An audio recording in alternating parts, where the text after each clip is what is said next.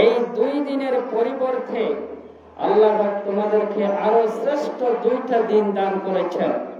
একটি হচ্ছে ইয়াউমুল আযহা, কুরবানির দিন, কুরবানির ঈদের দিন।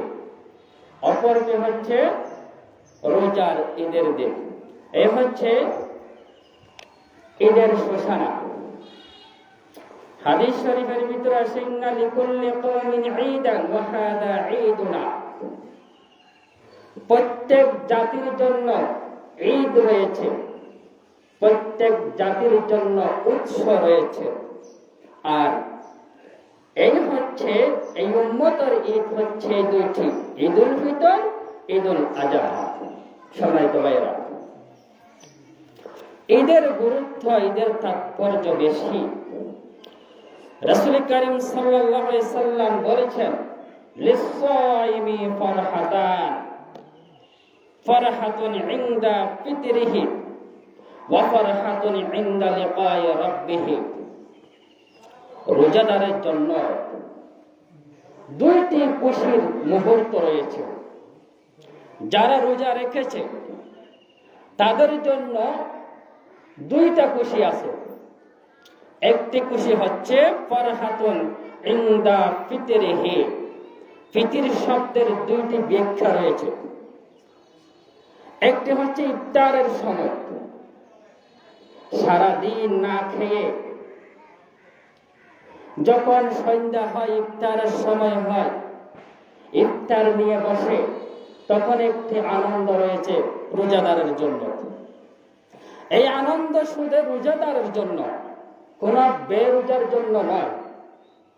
সারাদিন না খেয়ে ইফতার করার কি যে মজা, আলাদা স্বাদ রয়েছে, সেই স্বাদ একমাত্র রোজাদার ব্যক্তিরা উপভোগ করতে পারে। সুবহানাল্লাহ। আর আরেকজন না খেয়ে যদি ভালো ভালো খাবার নিয়ে বসে ইফতারের সময়, সেই রোজার স্বাদ মজা পাবে না, কারণ সে দিনভর পর্দা করে করে খেয়েছে, হবে না। যেই মজাটা রোজাদার ব্যক্তি পাবে। এই জন্য আল্লাহর হাবিব বলেছেন, রোজাদার ব্যক্তির জন্য খুশির দিন হচ্ছে ইফতারের সময়, ইনদা ফিতরিহি। ফিতরের আরেকটি অর্থ হচ্ছে, অথবা রোজাদার ব্যক্তির জন্য খুশির দিন হচ্ছে, খুশির মুহূর্ত হচ্ছে ফিতরের দিন। সুবহানাল্লাহ। আজকের দিন, ঈদের দিনে রোজাদার ব্যক্তির জন্য যে খুশি রয়েছে, বেরোজার জন্য সেই খুশি নাই। সারা মাস যারা রোজা রাখে নাই, পর্দা করে করে খেয়েছিল, মসজিদের পাশে আসে নাই, তারাবির নামাজ পড়ে নাই, জিকির আজকার কোরআন তেলাওয়াত করে নাই, তাদের জন্য আজকের দিনে কোনো আনন্দ নাই, কোনো খুশি নাই, তাদের জন্য কোনো ঈদও নাই। সরাসরি কথা। আমরা দেখতে পাচ্ছি বর্তমান সমাজ ব্যবস্থা, মসজিদ আসে, ইমাম সাহেব আসে, মুয়াজ্জিন সাহেব আসে, প্রতিদিন আজান হয়, দৈনিক 5 বার ঠিক সময়ে আজান হয়, কিন্তু মুসল্লি হয় না। এটি আফসোস। বিশেষ করে আমি বলবো, এই সমাজের বন্যায় অন্য সমাজের মানুষ করে, তারা এই সমাজের মানুষ নামাজ পড়ে না। পড়ে? তারাবির নামাজে কয়জন ছিল?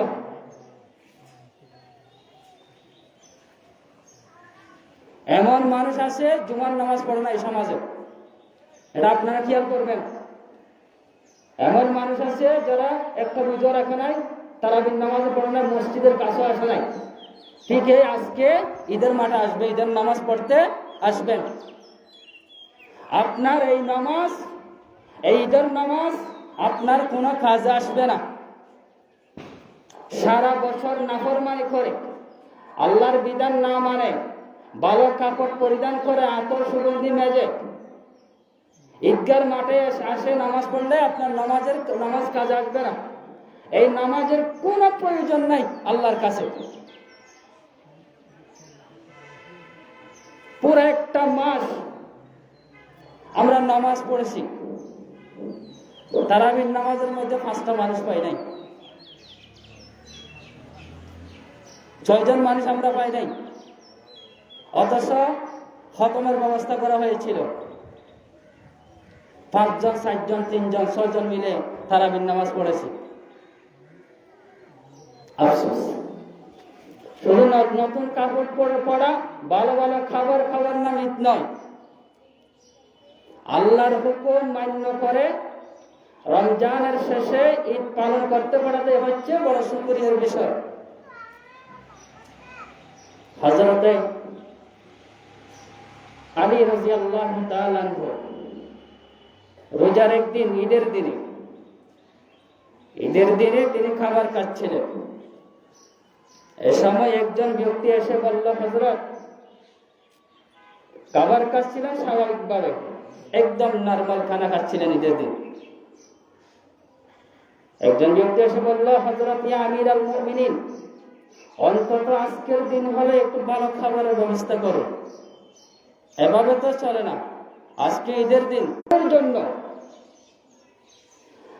যার রোজা কবুল হয়েছে, সুবহানাল্লাহ, ঈদ কার জন্য? ঈদ হচ্ছে তার জন্য যার 1 মাসের রোজা কবুল হয়েছে।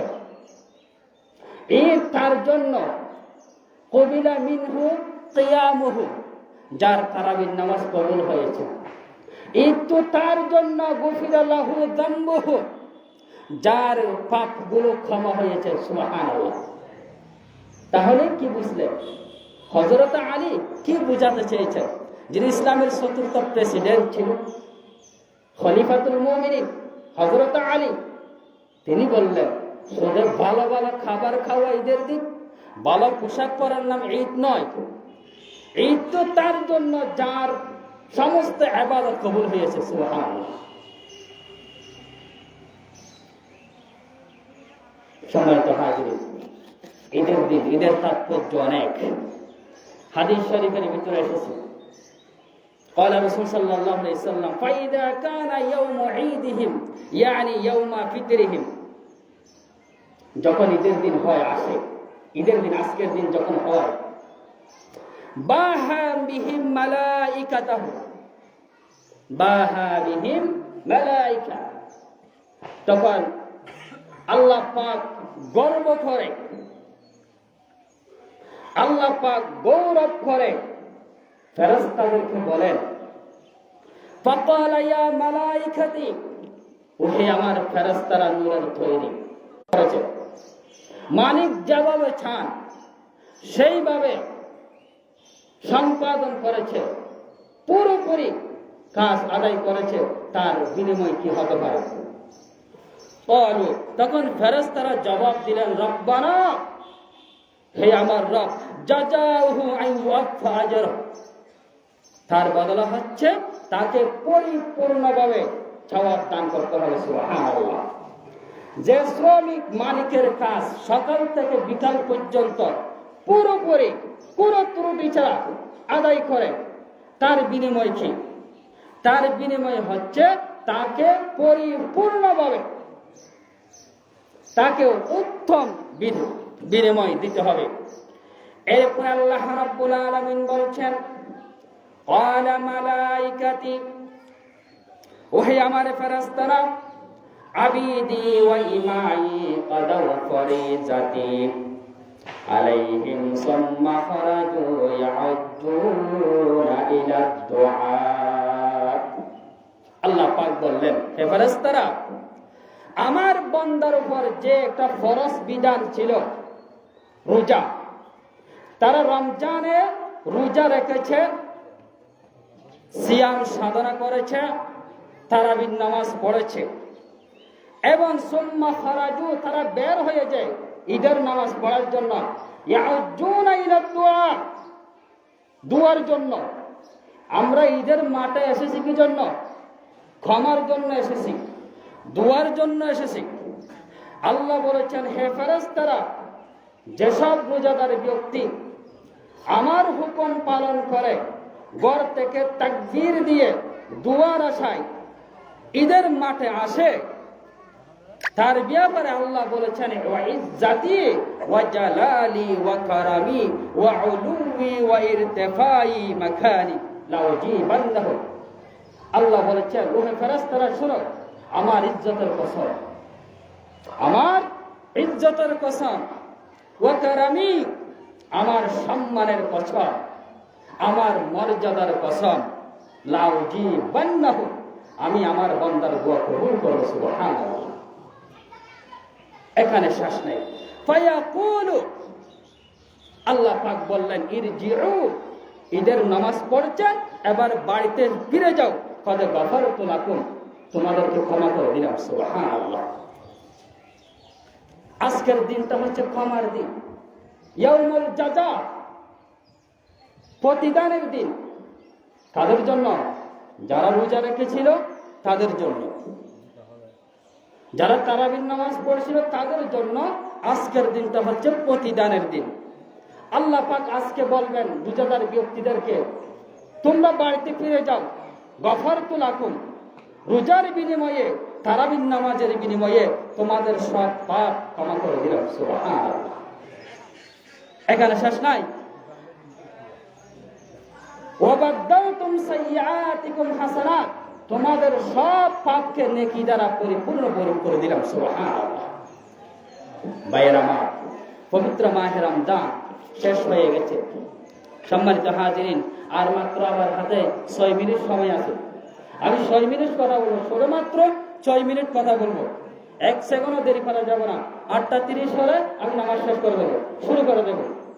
এখনো পর্যন্ত আপনারা যারা আসেন নাই, এখনো পর্যন্ত বাড়িতে ব্যস্ত সময় কাটাচ্ছেন, আপনারা তাড়াতাড়ি চলে আসুন। আর মাত্র 6 মিনিট, 6 মিনিট কথা বলবো আমি। সম্মানিত হাজিরিন, পবিত্র মাহে রমজান শেষ হয়ে গেছে, তাই না? রমজান শেষ হয়ে গেছে মানে আর মসজিদে আসতে হবে না এমন না, ইবাদত করতে হবে না এই না। রমজান শেষ হয়ে গেছে। রমজান যাওয়ার আগে, যাওয়ার সময় রমজান আমাদেরকে 5টা জিনিস গিফট দিয়ে গেছেন। ভালো করে খেয়াল করেন, কয়টা জিনিস? 5 জিনিস। রমজান শেষ হয়ে গেছে, আমাকে আপনাকে সবাইকে 5টা জিনিস গিফট হাদিয়া দিয়ে গেছেন রমজান। 1, সিয়াম, রোজা, রোজা রাখার অভ্যাস। আমরা 1 মাস, দীর্ঘ 1 মাস সিয়াম সাধনা করেছি, রোজা রেখেছি। রোজা কিভাবে রাখতে হয়, কিভাবে ধৈর্য ধারণ করতে হয়, সেই নিয়ম, সেই একটা সিস্টেম রোজা আমাদেরকে গিফট দিয়ে গেছেন। প্রশিক্ষণ, রোজা রাখার প্রশিক্ষণ, রোজা রাখার একটা প্রশিক্ষণ হয়ে গেছে আমাদের। সামনে রোজা রাখতে আর কষ্ট হবে না। যারা দীর্ঘ 1 মাস রোজা রেখেছে তাদের জন্য রোজা কঠিন নয়, কঠিন নয়, কারণ অভ্যাস হয়ে গেছে। সুতরাং রোজা চলে গেছে। রোজা আমাদেরকে 5টা জিনিস গিফট দিয়ে গেছেন। 1, সিয়াম, রোজা রাখার প্রশিক্ষণ দিয়ে গেছেন। নম্বর 2, কিয়াম। কিয়াম মানে দাঁড়িয়ে দাঁড়িয়ে নামাজ পড়া, নামাজ পড়ার অভ্যাস রোজা আমাদেরকে শিখিয়ে গেছেন। 20 রাকাত তারাবি আমরা পড়েছি, অভ্যাস হয়ে গেছে, দাঁড়ানোর অভ্যাস। শেষ রাতে নফল নামাজ পড়ার অভ্যাস হয়ে গেছে। দীর্ঘ 1 মাস যারা নফল নামাজ পড়েছেন, শেষ রাতে উঠে সেহরির আগে নফল নামাজ পড়েছেন, এটা একটা অভ্যাস হয়ে গেছে। নবীজি বলেছেন, আফজালুস সালাত বাদাল ফরিজা সালাতুল লাইল, ফরজ নামাজের পরে সর্বোত্তম নামাজ হচ্ছে শেষ রাতের নামাজ, নফল নামাজ, সর্বোত্তম নামাজ। সুতরাং রোজা আমাদেরকে কিয়ামের প্রশিক্ষণ দিয়ে গেছে। 3 নম্বরে কুরআন। রমজানে যে হারে কুরআন তেলাওয়াত হয় আর কোন মাসে হয় না। কুরআন তেলাওয়াতের একটা অভ্যাস রমজান আমাদেরকে দিয়ে গেছে। 4 নম্বরে সাদকা, সদকা। রমজানে যেভাবে সদকা করা হয়, দান খয়রাত করা হয়, অন্য মাসে হয় না। রমজান আসলে মানুষের দিল নরম হয়ে যায়, মানুষের অন্তর নরম হয়ে যায়, মানুষ বেশি বেশি দান খয়রাত করে রমজানে। এই সদকা দেওয়ার অভ্যাস বলছেন, ইয়া আইয়ুহাল্লাযীনা আমানু কুতিবা আলাইকুমুস সিয়াম কামা কুতিবা আলাল্লাযীনা মিন ক্বাবলিকুম লাআল্লাকুম তাত্তাকুন। রোজা ফরজ করার কারণ হচ্ছে লাআল্লাকুম তাত্তাকুন। রোজার উদ্দেশ্য হচ্ছে লাআল্লাকুম তাত্তাকুন, তাকওয়া অর্জন করা, ভালো মানুষ হওয়া, ভালো মানুষ সাজা, গুনাহ থেকে বিরত থাকা।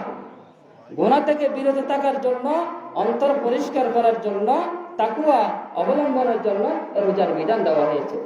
সম্মানিত হাজিরিন, আল্লাহ পাক আমাদেরকে ঈদের দিনের গুরুত্ব বুঝে আল্লাহ পাক ঈদের সমস্ত কল্যাণ আমাদেরকে নসিব করুন। আমরা সবাই বলি আমিন। মাহে রমজানের কিয়াম সিয়াম আল্লাহ কবুল করুন। আমরা সবাই বলি আমিন। সম্মানিত মুসল্লিগণ, আমরা এখন